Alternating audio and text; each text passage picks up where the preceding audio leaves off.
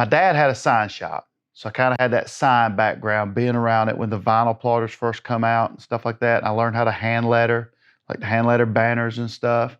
My best friend's dad had a automotive body shop, lived next door, David Grant. Well, I've been around it. I've been exposed to all this, the sign shop end and then the body shop end. Well, then I went to work for my uncle selling automotive paint. I told my buddy David, I said, man, he every car I ever had, I think he painted it. And I'd help him prep it and whatnot, and he'd paint it. And then I was like, man, I got this old van, the door and the bumper's killed on it. This guy says, hey, I'll put your door and the bumper on it, paint my helmet. And I said, I can do the artwork. Can you spray it for me? He says, yeah. I had an old Hot Rod magazine that had something. It's pretty cool. Had like an American flag with this little grid, like an IndyCar type grid on the top. And I said, I'm going to paint that. He says, you full of crap. And I said, you do the paint, I'll do all the taping. And sure enough, I bought those little chrome stars like you put on a kid's name doing well in school, you know what I mean? That was my stars, my flag. I did the grid while I didn't have an airbrush. Car pinstriping tape and pinstripe just 2 angles of the grid on top. And then I tore a match out of a matchbook and dipped it in white to dot it. That was my hot spot because I didn't have an airbrush. I say I duplicated what was in the magazine, but I think that guy's probably like, dude, you just hacked my paint job up. And that started the wheels turning. I said, I've got to do this. You know what I mean? And I got where I could spray the color and all that, but he would clear for me. Then I got where I could clear. He'd do the buffing. And then I eventually learned how to do it all. 1993, I had a sport bike, crashed it. Was putting it back together and painted it at my buddy David, his cousin had a body shop across the street. I flipping through a 1993 Motocross Action magazine. It's got a write-up on Troy Lee Designs. I'm like, holy smokes, this dude is badass. I want to do this. This is cool. And I've got that magazine today. That's where it all started. So that's what led me to this. Started out with some helmets. I'm doing helmets for people that ride sport bikes and stuff. My buddy Shane Looper opened the door over to American Biker. And I did a flame job on an old shovel head, black with purple flames. And I got talking to them guys, and they're like, leave some cards. Well, they had an old bullet trash can, with a little chrome door that says push. I said, let me take that thing back and flame it, and I'll just put my name on it. He's like, all right. So I did it. It was purple, faded into black, then had traditional white, yellow, orange persimmon flames outlining the petty blue. And I did the Brian's custom paint, my phone number. So if you walked in American Biker, bam, that trash can sitting right by the counter. That garbage can got me more work I could ever imagine. That's what turned into all this. I think there's 40-something magazine bikes framed up here, and I know there's probably a dozen or so more that we just never got around to getting them, actually getting them mailed or picking them up at the magazine stand and framing them. Now everything's gone digital. So I'd say we probably got another dozen in the digital. I did the chopper scene. A lot of it, you see some baggers stuff, but most of them's choppers. And we've done choppers that's went all over the United States. Went to California, Texas, Pennsylvania. I tell you a funny story. Did about 4 or 5 bikes for Redneck Engineering, and every one of them went to a group of buddies up in Pennsylvania. So we're at Daytona Bike Week. Me and my wife did Bike Week, where she's from Daytona. We did Bike Week, spring and fall, every year for like 6, 7 years in a row. And I get to meet these guys. Hey, this is Brian. He did your bike. Hey, what's up? And he's like, do you want to paint a snowmobile? And I'm like, you'd have to send me some pictures of what it looks like. And dude, you would think I just cussed their mama. They're like, what? I'm like, I'm in South Carolina, bro. We don't have snowmobiles. And they're like, dude, where we live, we hop on that thing and ride all the way into Canada. I was like, holy smokes, you're a long ways from here. But I'm like, you guys send me some pictures, because I don't know how to price it. I don't know what I'm looking at. But that was I've met a lot of great people in the chopper industry, a lot of great people. And, the choppers went to the baggers.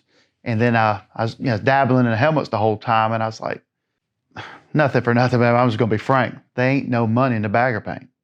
They ain't. So I told my wife, I'm done. I'm going to focus on the helmets. That's all I'm going to do. And she says, what if you can't make it on helmets? I said, I'll get a job and do this at night. You know what I mean? It's just the way it is. The helmet business has been really good to me. Been so fortunate, blessed. not just the amount of volume that we do, counting the sales and the painting, but we've painted some helmets for some hot shoes. I mean, when you're doing helmets for Chris Madden, Scott Bloomquist, Brandon Overton, Big Sexy. I mean, what an incredible year he's had. Devon Morgan, Mason Ziegler, Clay Knight. I mean, I know people's going to watch this and be like, you mentioned me. A lot of people. We did Natalie Decker. We've been doing Natalie Decker. Every painted helmet she's had, and the NASCAR and the Cups and the Xfinity, the ARCA, the road racing, we've done them for her. Sheldon Creed won the ARCA championship 2 years ago, I think, had our helmet on the whole year. Sam Mayer, look at the stuff that kid's done in the past several years. He's no longer with us, but we wish him the best still. He rocked our BKP Art helmets in Victory Lane for a long time, so that was pretty cool. Fultz, Jeff, everybody knows who Jeff Fultz is in the straight rails. We've did some helmets for Fultz in the past. Back in Hooters days, back when Hooter was thriving, Mike Garvey, Shane Huffman. I did a few rail dragsters. Did Bob Gilbertson's funny car. Flamed that whole son of a gun. I mean, flamed it. And Danny at Works with me did a huge Maltese cross on the quarter panels full of skulls. It was a trick take funny car. That was a really, to see it on TV, had an NHRA race. That was big. Some of the dragster stuff I did some really good looking dragsters for Brad Jeter. They were cool, but it's just, in my mind, I kept saying, if I can't pick it up and tote it by myself, I don't want to paint it. I didn't want to have to depend on others to help me. I wanted to be able to be a standalone and do it myself. And I've just focused on the helmets because I have such a love and passion for racing.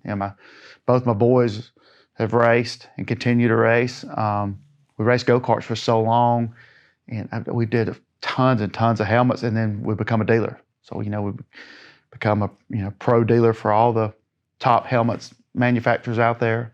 We sell parts, whether it be, I try to keep all the shields on hand, breath deflectors, D-rings, Hans clips. That's my main focus is the helmets. And I do a lot of customized golf carts, Easy Goes, Yamahas, club carts, do a ton of golf carts now. And I enjoy it. You get a dealer they might bring 20 bodies. It's like, hey, call me when they're done. He ain't asking for no design. He ain't asking for no color. He ain't taking them to no car show. It's fun. I get to be creative. I get to go back and do on the golf carts. And a lot of helmets, a lot of customers give me free range. I go back to where I started. Hey, I got this in my mind. I want to try this. I wonder if these two colors will work together. Let me try it. That's the fun part about what Brian gets to come and do every day. So grab a roll of fine line, get you some colors, get you, you go to anywhere and buy cheap, like a Pache airbrush, ain't but like $90 maybe. I would get it and start playing. You grab an old Fender out of a junkyard or something like that, or mailboxes. When I went to a guy named Charlie Tire, I was like, man, teach me how to do flames. I was selling automotive paint. Charlie would come in and buy paint from me. I was like, man, teach me how to do flames.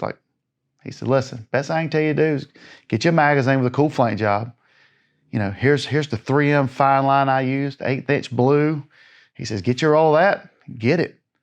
And I've probably done 150 mailboxes to learn how to make my flames better, make my blending of the flames better, lay the flames out, my clearing, the whole nine. And when I sold automotive paint, I'd do these mailboxes and throw them in the window. People come in, because there was no Facebook, Instagram, Twitter back then. So people come in and word of mouth, and I'd be like, I'd sell them for nothing. And I'd use that money to buy a couple more, and I'd eat them.